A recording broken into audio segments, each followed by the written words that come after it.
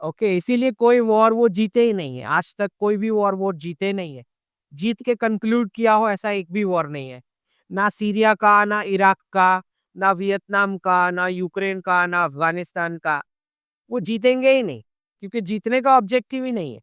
जितना लंबा चलता है उतना ज़्यादा डिफेंस के कॉन्ट्रैक्ट्स, उतना ज़्यादा आप टेस्ट कर सकते हो वेपन्स, उतना ज़्यादा आपको फिर रिकंस्ट्रक्शन के कॉन्ट्रैक्ट्स मिलेंगे, ह्यूमैनिटेरियन एड के कॉन्ट्रैक्ट्स मिलेंगे, समझे?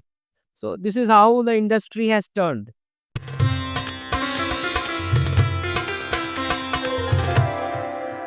और मैंने लिंक्डइन पे एक पोस्ट देखा था इनका कि इज़राइल ने इन्हें बुलाया था, राइट सर? आपको जी। प्रत्यक्ष प्रमाण के लिए कि आप यहाँ देख के जाइए कि क्या क्या यहाँ पर हो रहा है और भारत जा कर के हमारी बातों को बताइए। इस चीज़ के लिए भी मैं बहुत धन्यवाद देना चाहूँगा कि आपने इस पुस्तक की रिव्यू भी की थी और उस समय सिर्फ मैं आपको एक सही प्रिडिक्शन करने वाले के रूप में जानता था, जिन्होंने प्रिडिक्ट किया कि यूक्रेन वॉर कब होगी। एग्ज़ैक्ट मंथ इन्होंने बताया था। तो जो भी कहते हैं कि इतिहास पढ़ के क्या होगा, हिस्ट्री पढ़ के क्या होगा, हिस्ट्री का क्या रियल वर्ल्ड में क्या रेलेवेंस है? तो जीता जाता उदाहरण जो है डॉक्टर अंकित साथ सर है कि जो ह्यूमन हिस्ट्री है, उसको ध्यान से यदि देखा जाए तो सर के ही अनुसार चीज़ें रिपीट होती है। देखिए Ravi ji, what happens is जितना भी जियो इकोनॉमिक्स हमें समझ में आता है, काफ़ी कुछ ग्लोबल लेवल पे जितनी भी बड़ी घटनाएँ होती हैं, उसका आपके जीवन के साथ डायरेक्ट कनेक्शन होता है। ग्लोबली जो कोई भी घटनाएँ घटती हैं, जैसे इज़राइल-ईरान का कॉन्फ्लिक्ट हो गया, तो एक पर्सपेक्टिव उस डोमेन में आता है कि भई इन्फॉर्मेशन का क्या आदान-प्रदान हो रहा है, राइट? आप क्या पर्सीव कर रहे हो इन्फॉर्मेशन को? आपको इज़राइल से क्या सोर्सेज़ बता रहे हैं, ईरान से क्या सोर्सेज़ बता रहे हैं, ग्लोबल क्या बता रहे हैं और आपका मीडिया क्या बता रहा है? और उसमें से हमारे मासेस क्या एब्ज़ॉर्ब कर रहे हैं, जितना है उसमें से। उस पर से काफ़ी कुछ भारत के और अपने खुद के फ्यूचर के बारे में आप ऑटोमैटिकली उन फैक्टर्स को कैलकुलेट करके अपना जीवन जीते हो, राइट? जैसे फॉर एग्ज़ाम्पल इज़राइल-ईरान का जब भी कॉन्फ्लिक्ट या ऐसा कुछ मैटर होता है, तो यूएई में छोटा-सा विंडो खुलता है कि भई प्रॉपर्टी का क्रैश होगा, for that short period of time. बिल्कुल वैसे स्टॉक मार्केट में भी अलग से इम्पैक्ट आता है। बिल्कुल वैसे अगर ये लंबा चलता तो क्रूड ऑयल पर भी इम्पैक्ट आता, क्रूड ऑयल के प्राइसेज़ पे, राइट? और क्योंकि आपको पता ही है कि हम इम्पोर्ट करते हैं, तो ग्लोबली आपका जो ट्रांसपोर्ट कॉस्ट है वो भी बढ़ेगा, राइट? ट्रांसपोर्ट कॉस्ट हर एक प्रोडक्ट के इनपुट कॉस्ट में एक फैक्टर होता है, राइट? तो वो ओवरऑल इन्फ्लेशन में भी इम्पैक्ट करता है। सो मल्टीपल तरीके से आपके जीवन को ग्लोबल इवेंट इम्पैक्ट करते हैं। अगर आप ये कह रहे हैं कि जो कोई भी ये कॉन्फ्लिक्ट स्क्रिप्ट करते हैं, वो किस प्रकार से कैलकुलेशंस बनाते हैं कि आगे क्या होना चाहिए। सो ये मेरा मानना है, जिसे यूएस डीप स्टेट बोला जाता है या डीप पॉकेट्स या ग्लोबल मार्केट फोर्सेस बोलो, जो भी नाम दो। सो 300-400 साल से यही एरिस्टोक्रेट फैमिलीज हैं जो बड़े डिसीजंस लेती हैं, स्क्रिप्ट करती हैं कि कहाँ क्या होना चाहिए। ओके, उस हिसाब से उनके उनके जो टूल किट्स होते हैं वो ऑलरेडी वो कंपनीज या इन्वेस्टर्स जो है वो ऑलरेडी एक पोजीशन बना चुके होते हैं। फिर ये कॉन्फ्लिक्ट होते हैं और फिर वो कैश फ्लो से बेनिफिट लिया जाता है। मासेस में जो इंफॉर्मेशन दी जा रही है उसके रिएक्शन में मासेस जो करेगी, उससे वो स्क्रिप्ट राइटर्स का बेनिफिट होता है। ठीक है। सो इसी वजह से काफ़ी कुछ जो मैं रेगुलर अपने रूटीन में बताता हूँ कि भाई ये फेक हेडलाइन है, this is a fake media headline. या अगर पुतिन कुछ बोल रहे हैं या ट्रम्प कुछ बोल रहे हैं तो मैं उसका ट्रांसलेशन देता हूँ कि ये ऐसा बोल रहे हैं, जो लिखा हुआ है वो नहीं है, वो ऐसा है। सो व्हाट हैपेंस इज के जो लोग लिटरली पढ़ते हैं हेडलाइंस को, या स्पेशली हमारे बहुत सारे जियोपॉलिटिक्स एक्सपर्ट्स हैं जो इन हेडलाइंस के चलते एनालिसिस भी रॉन्ग हो जाएगा, क्योंकि हेडलाइन ही रॉन्ग है। आई थिंक वो भी तो इन्फॉर्मेशन वॉरफेयर ही है, वॉरफेयर की एक टेक्निक पार्ट ऑफ की पार्ट ऑफ मिसइन्फॉर्मेशन फैलाना। बिल्कुल बिल्कुल पार्ट ऑफ इंफॉर्मेशन वॉरफेयर। सो ये होता है कि जनमानस में जो आपने परसेप्शन बिल्ड करा किसी भी ग्लोबल इवेंट का, अब उसमें हर बार तो सरकार से नहीं आ रही वो इन्फॉर्मेशन, अलग-अलग आउटलेट से आ रहा है। लेकिन over a period of time 5, 10, 15 साल आप एज़ सिटिज़न्स अपना अलग प्रकार का इन्फ्लुएंस रिफ्लेक्ट करते हैं गवर्नेंस पे। फिर क्योंकि वो आपका इमेज बन चुका है उस हेडलाइंस बेस पे, ठीक है? तो आप बोलेंगे कि नहीं, शी जिनपिंग तो मर ही जाना चाहिए। ओके, क्योंकि वो परसेप्शन बन चुका है पिछले 20 साल की हेडलाइंस का। Okay, so you are expecting कि मर जाए तो अच्छी बात है। ओके, फिर धीरे-धीरे आपकी पॉलिसीज़ में वो इम्पैक्ट करना शुरू करता है, सरकार की पॉलिसीज़ में। क्योंकि सरकार एकदम अपोज़िट तो काम नहीं कर सकती, जो प्रजा सोच रही है, उससे एकदम अपोज़िट नहीं आ सकती, right? Because there are political cost for it. इसीलिए हर एक ये जो ग्लोबल इवेंट्स होती हैं, उसमें कैश फ्लो समझना बहुत ज़रूरी है। अगर आपको कैश फ्लो का मूवमेंट समझ में आ जाए, तो आपको रियल इंटेंट सारी कंट्रीज़ के समझ में आएँगे। और दूसरा जो डेट्स ऑफ हिस्ट्री होता है, हर एक राष्ट्र का कोई स्पेसिफिक इवेंट को किस प्रकार से रिस्पॉन्ड करना है, मिटिगेट करना है, उसका पैटर्न दिखाई देता है over a period of history. 300, 400, 1000 साल कि ऐसा-ऐसा होगा तो उसमें ये राष्ट्र ऐसे ही बिहेव करने वाला है। Okay? So that also helps in expecting कि इसके बाद अब ये नेक्स्ट स्टेप ये होना चाहिए। राइट? सो और दूसरा होता है कि भई बॉडी लैंग्वेज ऑफ लीडर्स, वो जैसे वो करते हैं, जैसे बोलते हैं, इन जनरल अगर आपने 5-10 साल ऑब्जर्व किया है तो you can easily make out कि ये जब झूठ बोल रहे हैं तो इनका बॉडी का कौन-सा पार्ट मूव होता है, राइट? पता लगता है। So body will give out, चाहे आप स्टेटमेंट कुछ भी फेर-बदल कर दो words, but bodies movement will give out कि आप झूठ बोलते हैं तो आपका लेफ्ट हैंड हिल रहा है या राइट हैंड हिल रहा है या जो भी है। So over a period of time body language study करने से भी पकड़ा जाता है कि what is a real intent. Okay? और वैसे ही डिप्लोमैट्स तो इसमें बहुत एक्सपर्ट होते हैं, बिकॉज़ डिप्लोमैट्स ने सच नहीं बोलना होता है। डिप्लोमैट्स ने वो बोलना होता है इंटरेस्ट में, जो अचीव करना रहता है उस हिसाब से बोलना रहता है। So they are little more tricky, but otherwise leaders overall आप स्टडी किए हो तो you can also easily give prediction जब ये तीनों चीज़ें टैली हो जाए। कैश फ्लो भी वही बता रहा है, बॉडी लैंग्वेज भी वही बता रहा है और डेट्स ऑफ हिस्ट्री भी वही बता रहा है, then you can easily give out a prediction. तो लोगों को ये भी उत्सुकता है कि ये डॉलराइजेशन ही क्या है, जो 70s में आपने भी व्याख्यान दिया है कि what is the dollarisation basically. So dollarisation, जैसे ब्रिटेन के पास बहुत सारा पृथ्वी का जो चंक था एज कॉलोनीज, तो ब्रिटेन का एक पॉलिटिकल रूल था कंट्रीज के ऊपर। तो उन्होंने पॉलिटिकल रूल के चलते अपनी करेंसी इंपोज करी एज रिजर्व करेंसी कि भाई ट्रेड होगा तो पाउंड में होगा, गोल्ड में होगा, पाउंड में होगा। Okay, that is called a reserve currency. मतलब मेजोरिटी ऑफ द कंट्रीज जो है वो एक दूसरे के साथ उस करेंसी में ट्रेड करेंगे और ब्रिटेन के साथ भी उसी में करेंगे। Okay, but this was through a political order, क्योंकि कंट्रोल ही था आपके गवर्नेंस के ऊपर। यूएस के केस में अलग था। सो जब पाउंड से शिफ्ट होके डॉलर बना नया रिजर्व करेंसी, उसका प्रोसेस ये था कि यूएस ने बोला कि मैं वर्ल्ड वॉर में पार्टिसिपेट नहीं कर रहा हूँ। मैं जो भी वॉर सप्लाईज आपको देता हूँ उसका पेमेंट आप गोल्ड में करेंगे। तो गोल्ड, जिसको मैं सनातन करेंसी बोलता हूँ, जब एक्यूमुलेट हो गई अच्छी खासी, तो सेकेंड वर्ल्ड वॉर के बाद पाउंड को हटा के dollar became the new reserve currency. तो रिजर्व करेंसी का सबसे बड़ा फायदा क्या है कि 100 प्लस नेशंस ने अपनी करेंसी की वैल्यूएशन आर्टिफिशियली डिस्ट्रॉय करके एक करेंसी को ऊपर लेके गए। ओके, तो ब्रिटेन ने सबको इंडिपेंडेंस दे दिया, कॉलोनीज को, लेकिन फाइनेंशियल कॉलोनाइजेशन पाउंड से शिफ्ट होके डॉलर पे आया। ओके, और उसको अब क्योंकि पॉलिटिकल रूल नहीं है लेकिन कॉलोनाइजेशन करना है, तो सादा सी बात है कि कोई भी हेल्दी कंट्री है, हेल्दी इकोनॉमिक कंट्री, वो क्यों आपकी बात मानेगी, वो क्यों डॉलर में ट्रेड करे। सो उन्होंने ये टू बकेट थियरी क्रिएट करी, जिसे मैं टू बकेट थियरी बोलता हूँ, कि अगर आपके पड़ोस में आपका एनिमी नहीं है तो पार्टीशन की लकीर खिंचवा के एनिमी खड़ा किया गया। तो बहुत सारे मैं हिस्टोरियंस और जियोपॉलिटिकल एक्सपर्ट्स को सुनता हूँ जो बोलते हैं कुछ ब्लेम गांधी जी को देंगे, कुछ जिन्ना को देंगे, कुछ नेहरू को देंगे। बट वो उस टाइम के डीप स्टेट के टूल किट्स थे। उनका डिसीजन नहीं था ये मेरा मानना है। मेरा मानना ये है कि ब्रिटिश प्राइम मिनिस्टर को फोर्स किया गया कि भाई तुम इंडिपेंडेंट करो, अब तुम्हारा रोल नहीं बचा है।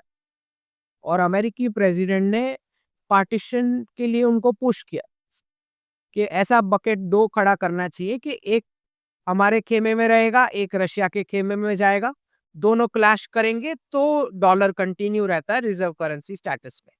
तो आपने देखा होगा कि जहाँ-जहाँ ब्रिटेन छोड़ के गया है, इंडिपेंडेंस दे के गया, कहीं पे भी बॉर्डर फाइनल नहीं है। कहीं पे भी नहीं है। मतलब हम हमारी बॉर्डर चाइना से नहीं मानते, हम पाकिस्तान की भी नहीं मानते। हम अब तो हमारे एक्सपर्ट्स बांग्लादेश का भी नहीं मानते हैं, नेपाल भी नहीं मानता है, राइट? अफ़गानिस्तान भी नहीं मानता है। तो वहाँ भी उन्होंने इज़राइल और पैलेस्टीन खड़ा किया उसी पीरियड में, दोनों बकेट खड़े किए। उधर नॉर्थ कोरिया, साउथ कोरिया खड़ा किया। उस तरफ ऊपर रशिया और यूरोप खड़ा किया। तो एक बकेट को डॉलर्स और आर्म्स दिया गया, बाजू वाले को सैंक्शन किया गया। सबको बोला गया कि तुम्हारा बाजू वाला चोर है, उसको हम सैंक्शन करेंगे, you continue with the US dollar by default. आपको मज़ा आ रहा है ना कि सामने वाला आपका एनिमी सैंक्शन हो रहा है, राइट, राइट। तो आप कंटिन्यू करोगे ही डॉलर में, right? Because you are seeing it as an achievement कि देखो वो बदमाश था मेरा बाजू वाला तो उसको पनिशमेंट मिल रही है। सो बिना बताए you continue with the US dollar. This is how सारे रीजन में फाइटिंग करा के दे वर कंटिन्यूइंग विद द स्टेटस। अब क्योंकि वो ज़रूरत नहीं है, स्क्रिप्ट रिवर्स हो रही है, सो बिकॉज़ ऑफ दैट जितने भी हॉटस्पॉट्स खड़े किए गए थे आर्टिफिशियली, वो अब सारे एक के बाद एक रिवर्स हो रहे हैं। मैटर ये है कि रिवर्स होने की स्क्रिप्ट में भी उनको प्रॉफिट चाहिए। So they will profit in this as well.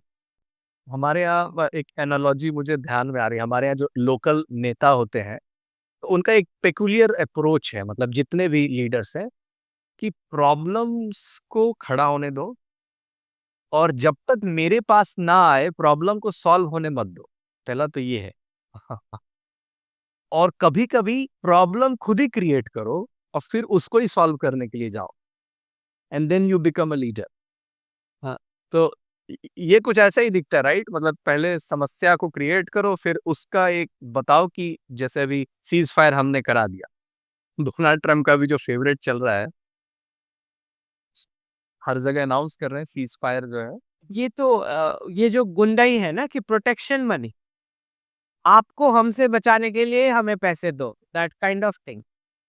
तो हर एक रीजन में जैसे सऊदी अरेबिया को बोला गया कि सिक्योरिटी हम देखेंगे और ईरान को सैंक्शन करके रखा है तो उसको टेररिज्म वो फैला रहा है, दैट काइंड ऑफ थिंग।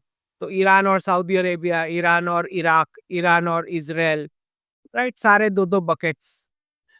तो हर एक रीजन में यही है कि खुद क्रिएट करो और फिर खुद क्लैश करवाओ और आर्म्स भी दो, सप्लाई करो।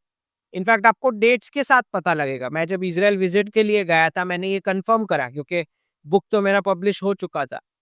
तो मैंने आईडीएफ से ये कन्फर्म करवाया कि आपको अमेरिकी हथियार जो सप्लाई होते हैं, तो उन्होंने बोला हाँ, हथियार बाद में आते हैं, पहले पैलेस्टीन को कैश मिलता है।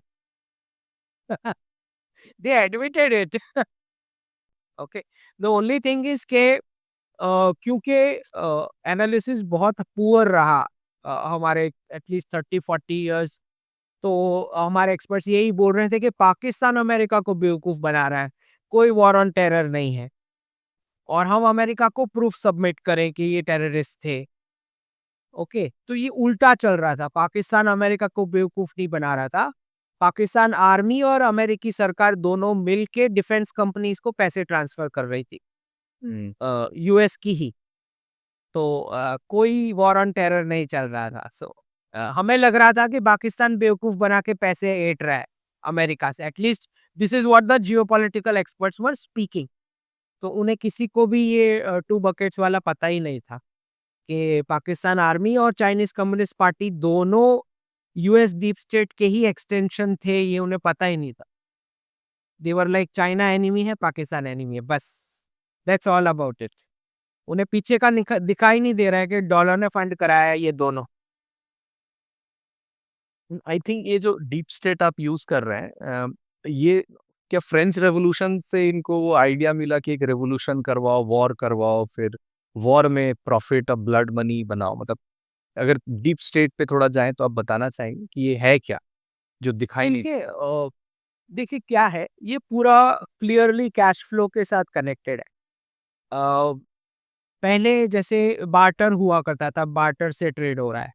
फिर गोल्ड और सिल्वर के कॉइन्स आए, फिर चीपर मेटल कॉइन्स आए, फिर पेपर मनी आया।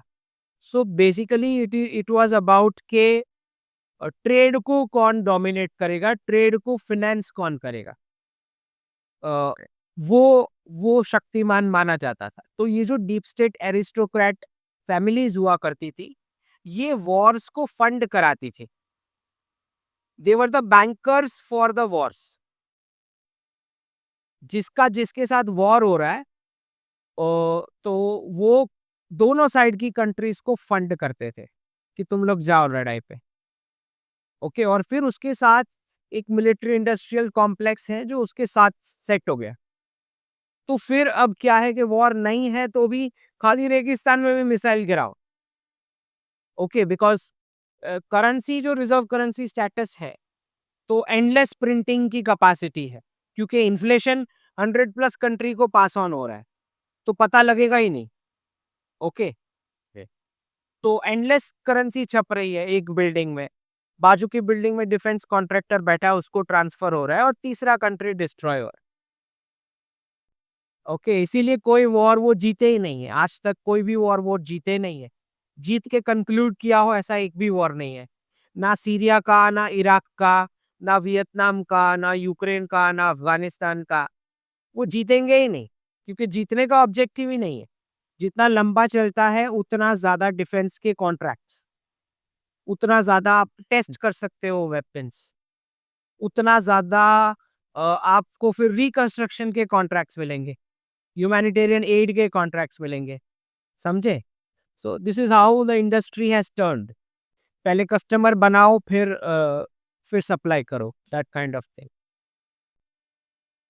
40 साल से चाइना एक्सपोर्ट इकोनॉमी में बड़ा मेहनत कर रहा था कि हमको वर्ल्ड का एक मैन्युफैक्चरिंग हब बनना है, और उसने देखा कि कोविड के समय 3 साल में अमेरिका ने इतनी करेंसी छाप दी जो 40 साल की उसकी एक्सपोर्ट इकोनॉमी के बराबर है। मतलब हम बेवकूफ़ हैं जो इतना लैंड लेबर कैपिटल इकोनॉमिक्स को समझते हैं, ट्रेड को समझते हैं, शेयर मार्केट को, वो बस पैसे छापते हैं और उससे अमीर हो जाते हैं, और बस उस पैसे की हेजेमनी के लिए इतना युद्ध और गुंडई जो पुलिस ऑफ वर्ल्ड जो बने रहते हैं, बस दैट्स द पॉइंट कि डॉलर बस टिका रहे, राइट? मतलब यही है सर सब कुछ।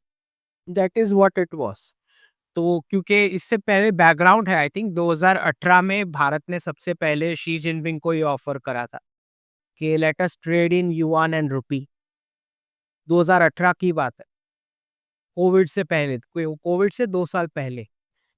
यूएई को ऑफर किया, ईरान को ऑफर किया, रशिया को किया और चाइना को किया।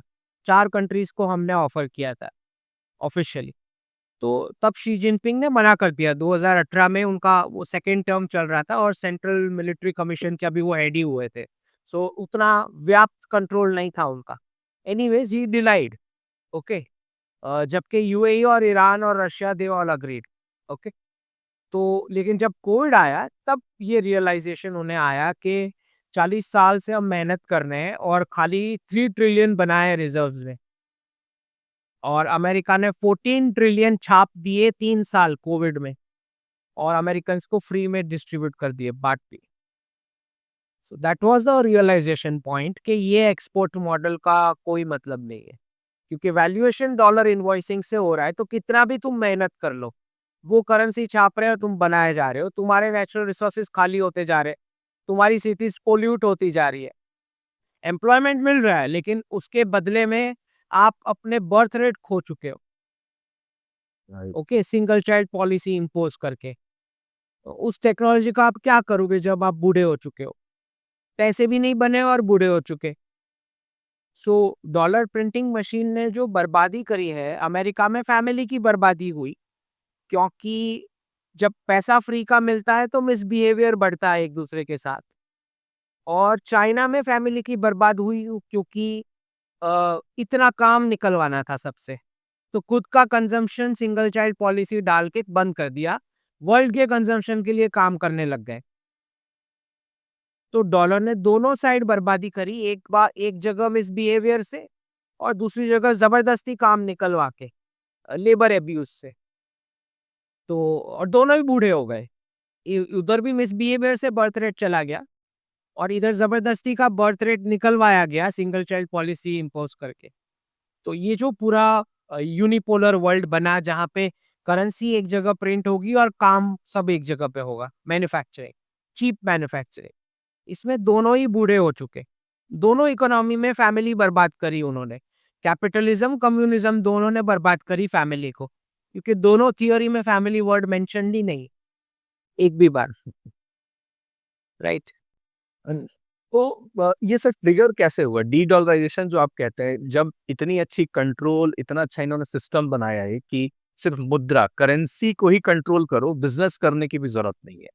तो यहाँ पर ये रिवर्स क्यों हो रहा है? मतलब व्हाट्स द रीजन कि हम उससे दूर अब जाना चाह रहे हैं, दुनिया या डीप स्टेट जो हम कह रहे हैं? देखिए, जब जब कभी इंटरेस्ट एक्सपेंस जो है वो डिफेंस स्पेंडिंग को क्रॉस कर जाता है, मतलब 800 मिलिट्री बेसिस, 800 प्लस जो भी है, उसको मेंटेन करने का जो खर्चा आ रहा है उससे ज्यादा इंटरेस्ट एक्सपेंस में पैसे जाने वाले हैं। जब ये पोजीशन आ जाती है, उतना डेट खड़ा हो जाता है, तो इसका सिंपल मतलब ये है कि जितने पैसे लूटने के थे डीप स्टेट लूट चुका। जितने बनाने थे वो बना चुका है। अब कर्जा सर पे डाल के कहीं अब नया कंट्रीज ढूंढ रहे हैं। इसका मतलब ये होता है, जैसे यूके को भी उन्होंने तब भी उसी पॉइंट पे छोड़ा जब इंटरेस्ट एक्सपेंस डिफेंस स्पेंडिंग को क्रॉस कर चुका। जब पता लग गया कि ये इतने मिलिट्री बेसिस कंट्रोल कर ही नहीं सकते। हम्म। ओके। तो यूके को भी उन्होंने तब भी डंप किया था। Okay. So it is natural for them, वो ऐसे ही सिलेक्ट करते हैं। और ऐसा नहीं कि पूरा डंप कर देंगे, जैसे यूके को भी पूरा डंप नहीं किया था, वैसे यूएस को भी पूरा डंप नहीं करेंगे। It's going to be a gradual process. लेकिन ये है कि उतना डेट खड़ा हो गया है कि अब कोई मतलब नहीं है। दूसरा, जब सिटीजन्स ही बूढ़े हो चुके हैं, तो मुझे प्रॉफिट कहाँ से होगा? क्योंकि कंजम्पशन तो यंगस्टर्स करते हैं, यंग लोग ज़्यादा प्रोडक्ट्स खरीदेंगे। बूढ़े लोग तो वैसे ही डिपेंडेंट होते हैं बेनिफिट्स के लिए, सोशल बेनिफिट्स के लिए। रिटायरमेंट बेनिफिट हो गया, 401k हो गया, मेडिकेड हो गया, इनकम सिक्योरिटी हो गया, फूड स्टैम्प्स हो गया। तो बूढ़े लोग तो ऑलरेडी लायबिलिटी है और बर्थ राइट। इनके जाते हैं। तो ऐसी कंट्री में कंपनीज के लिए क्या प्रॉफिट है ऐसी कंपनीज में? कुछ भी नहीं। सो ऑब्वियसली कंपनीज वही ज्योग्राफी देखे जहाँ बर्थ रेट मेंटेन्ड है, उनकी करेंसी स्ट्रांग होगी तो मैक्सिमम प्रॉफिट होगा। राइट। तो इसका मतलब अभी नेक्स्ट जो समय आने वाला है वो भारत का ही समय है, क्योंकि वो भी यही चाहते हैं, डीप स्टेट भी, कि भारत आगे बढ़े। Well, it's a two edge sword. ठीक है। तो इतना सही है कि दोनों इस पर अग्री करते हैं कि भारत को ग्रो कराना है, पर ये भी है ना कि हमारे खुद के भी तो बिजनेसमैन है। अ, राइट। वो क्यों इनको आने दें और सारा प्रॉफिट खाने दें? राइट। तो आपको पता ही है अदानी पे क्यों अटैक हुआ एफपीओ वाला। क्योंकि सादा सी बात है कि भाई, उनकी ज्योग्राफी में, मतलब हमारी ज्योग्राफी में वो एंटर होंगे अपने ऑपरेशंस के साथ और उन्हें प्रॉफिट चाहिए। और हमारे businessman obviously they have a first mover advantage. सरकार को अगर कुछ पॉलिसी में इन्फ्लुएंस करना है तो हमारे बिजनेसमैन को ऑब्वियस है कि उनकी कंप्लेन को पहले ध्यान में दिया जाएगा। Right, that is natural. So that is the clash which will continue. मतलब इतना इजी नहीं है इनके साथ ग्रो करा लेना अपने आप को। बट जब तक नेशनलिस्ट लीडर्स मिलते रहेंगे तब तक प्रॉब्लम नहीं आएगी। जिस दिन कोई करप्ट व्यक्ति आ जाएगा तो बहुत मुश्किल होगी। कोई लगाम लगेगी, क्या होगा? मतलब डॉलर वीक होगा तो उसके रिपरकशन, कॉन्सिक्वेंसेस क्या क्या होंगे? देखिए सबसे पहला तो जैसे अभी कुछ डिस्कशन चल रहे हैं, हमारी टीम यूएस में है और बातें ये चल रही है कि first tranche of the India US trade deal, मतलब प्राइमरी क्या कुछ अग्री हो सकता है। और जितना मीडिया रिपोर्ट्स बता रहे हैं उस हिसाब से एग्रीकल्चर इंपोर्ट्स पे अटका हुआ है नेगोशिएशन। अब आप सोच के देखें कि अमेरिकी एग्रीकल्चर एक्सपोर्ट्स वो यहाँ करना चाह रहे हैं, उसमें सबसे पहले तो ऑलरेडी क्वेश्चन मार्क है बिल गेट्स और उनकी संस्थाएं जिस प्रकार से वो जो मॉडिफाइड जेनेटिकली मॉडिफाइड सीड्स और वो सब करते हैं, वो तो अलग कंसर्न है। उसके अलावा दूसरा कंसर्न ये है कि जब आप बोल रहे हो कि ये प्रोडक्ट्स आप भारतीयों को बेचोगे, तो अगर आप फॉरेन कंट्रीज में कहीं भी ट्रैवल करें तो आपको पता लगेगा कि भारत में सबसे चीप फूड है compare right. To any other country in terms of. Obviously. हाँ, इन टर्म्स ऑफ जो भी हमारा फूड बास्केट है, वैरायटी है, और उसमें जो पर यूनिट कॉस्ट लगता है हमारी पॉपुलेशन को, इट्स ऑलमोस्ट चीप। तो मेरे ये समझ नहीं आ रहा है कि वो एग्रीकल्चर एक्सपोर्ट्स भारत को करने के लिए पुश कर रहे हैं, भारत में देने के लिए वो सामान। तो ये प्राइस पॉइंट में वो कैसे इधर बेचेंगे, मेरी समझ के बाहर है।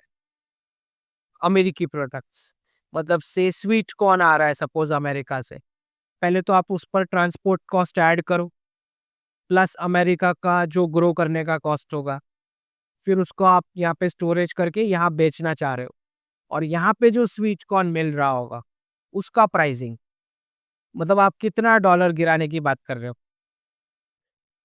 कितना? सो मैं हम जो एक्सपेक्ट कर रहे हो उससे भी ज्यादा गिराने की बात कर रहे हो, क्या बोल रहे हो? So we don't know how it is going to turn out, क्योंकि ये दोनों कंसर्न है कि आप उस लेवल का चीजें एक्सपोर्ट करना चाह रहे हैं जिस जिस कॉस्ट पे आप कॉम्पीट ही नहीं कर सकते। वो अमेरिकी कौन कौन खरीदेगा उतना कॉस्टली, सिवाय कि आप ये बोल रहे हो कि डॉलर को पूरा ही, क्या बोल रहे हो पता नहीं।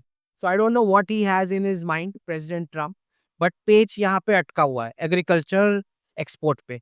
और दूसरा मैंने जो बताया कि जेनेटिकली मॉडिफाइड चीजें और जो आर्टिफिशियल फूड वो वहां भी बनाने वाले बेचने वाले, so these are concerns about how they are going to go about in this thing. लेकिन ये तो तय है कि we cannot allow destruction of our agriculture sector, because एक बात समझ लें कि उसमें जरा सा भी आप छेड़छाड़ करते हो तो उसका पॉलिटिकल कॉस्ट बहुत ज्यादा है। एग्रीकल्चर क्योंकि food cost is the main portion, right, जो सबको इम्पैक्ट करेगा नीचे के मासेस पे। तो उसमें जरा सा भी छेड़छाड़ is impact on the vote. Okay, वैसे ही इसी तो फार्म बिल भी आप पास नहीं करा पाए। हाँ, That's- आप that's- एमएसपी पे खरीद के ऑलरेडी फ्री में दे रहे हैं लोगों को, क्योंकि एमएसपी पे खरीदना पड़ रहा है इसलिए देना भी पड़ रहा है, सबको डिस्ट्रीब्यूट भी करना पड़ रहा है। So I don't know how the negotiation is to go, but ये तो तय है कि वो डॉलर डिवैल्यूएशन की बात हो रही है, वरना एग्रीकल्चर लेवल के प्रोडक्ट्स को यहाँ पे बेचने की बात करना, मतलब इस प्राइस पे तो कैसे कॉम्पीट करेगा अमेरिका? I don't no. बिल्कुल।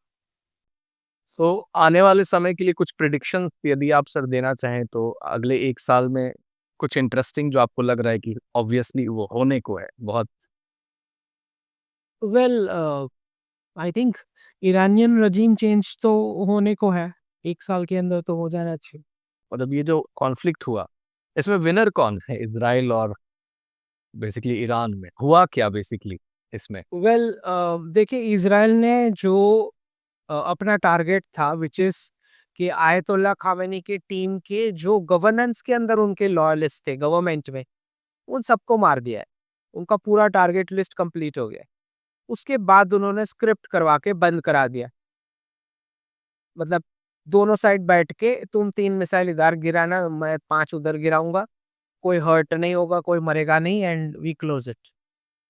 तो looks like a turn by turn kind of a thing कि भाई जब वो ईरान वाला क्लोज करेंगे तो हम पाकिस्तान वाला एक्शन का प्रिपरेशन स्टार्ट करेंगे। फिर हम पाकिस्तान वाला क्लोज करेंगे तो वो ईरान में सेकंड राउंड के लिए जाएंगे। ऐसा दिख रहा है। और जब वो ईरान कर रहे होंगे तो हम यहाँ पे इंटरनली नक्सल्स को साफ करेंगे, और जब हम पाकिस्तान वाला प्रिपरेशन कर रहे होंगे तो वो गाज़ा और लेबनान साफ करेंगे इंटरनल। ऐसा ऐसा दिख रहा है कि टर्न बाय टर्न फिक्स हुआ हो काइंड ऑफ। इसका साफ मतलब ये होता है कि ईरान की गवर्नेंस में से आधे से ज़्यादा इनके साथ है।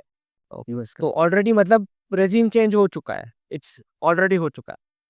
इट्स लाइक लाना लीडर लाना और बिठाना बाकी है। राइट, स्क्रिप्ट हो रहा है, इसका मतलब ये होता है। जब स्क्रिप्ट हो रहा है कि हम 3 वहाँ गिराएँगे, तुम 5 यहाँ गिराना, कोई हर्ट नहीं होगा, तो इसका मतलब यही होता है कि ईरान का जो फैक्शन आयतुल्ला के साथ नहीं है, वो इनके साथ बैठ के स्क्रिप्ट कर रहा है। इसका मतलब ये होता है। बिकॉज़ ये तो कभी बैठेंगे नहीं ऐसी नेगोशिएशन के लिए कि हम 3 मिसाइल गिराएँगे, तुम 5 गिराना ऐसे। Khamenei faction will not do that, Islamic regime. Okay? तो ये इसका मतलब यही है कि ईरान के अंदर का ही फैक्शन इनके साथ हो लिया है। आर्मी का भी और गवर्नेंस का भी। और अपने ही कलीग्स को मरवा दिया है जो आयतुल्ला के लॉयलिस्ट थे। उनको सब ऐसे ही हो रहा है इसका मतलब। या वही मतलब अब जैसे कॉमन जो आम व्यक्तियों से भी कभी चर्चा मतलब सुनते हुए दिखता है कि बड़ा वो तारीफ करते हैं, देखो ईरान अकेले लड़ रहा है, इधर यूएस, इज़राइल, शायद चाइना को मदद करनी चाहिए, जो एक एक परसेप्शन है कि एक वर्ल्ड वॉर अरे भाई, सा पूरा सिचुएशन। ईरान खुद ईरान को मदद नहीं कर रहा है तो चाइना और रशिया क्यों करे?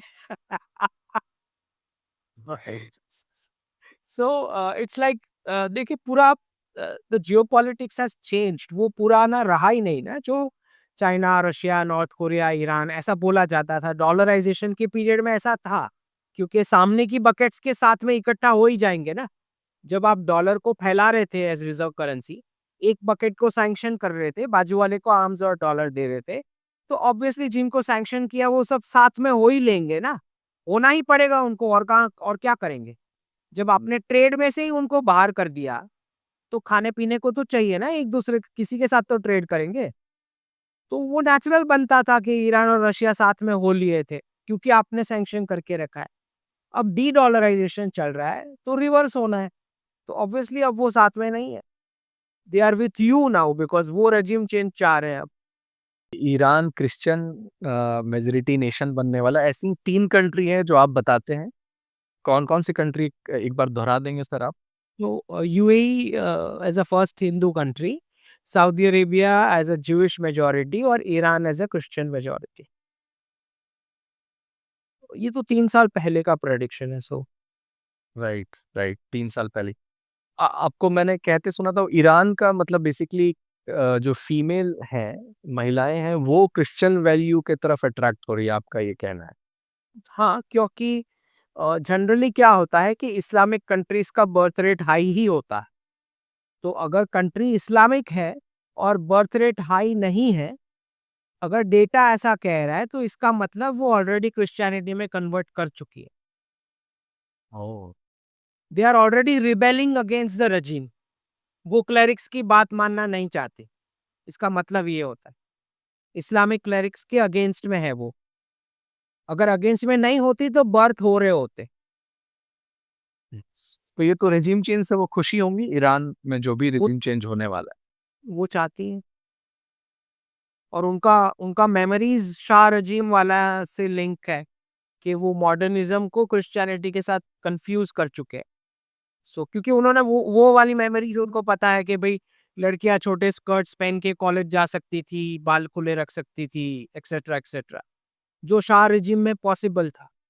तो उनको, क्योंकि फिर उन्होंने पूरा मेस ही देखा है इस्लामिक रेजिम वाला। तो उनको लगता है कि मॉडर्न मतलब क्रिश्चियन होना, मॉडर्न होना मतलब क्रिश्चियन होना। This is in their mind. Okay? और फिर और कोई पैसे भी तो नहीं लगाएगा। ज़ोरास्ट्रियनिज़्म में डालने के लिए किसी ने तो पैसे लगाने चाहिए ना, वो कोई है ही नहीं लगाने वाला। जबकि इनके तो सारे पैसे लगाएँगे वेटिकन वाले। हाँ। तो आज बहुत आनंद आया सर आपके साथ चर्चा करके, और हम लोग तो ऑलरेडी आपके व्यूअर्स हैं ही आपके चैनल पे, और इसी तरह आप एक actual geopolitical expert and Jio economic expert की तरह हमें गाइड करते रहें। बहुत बहुत धन्यवाद सर आपका। बहुत धन्यवाद। जय हिंद। जय हिंद।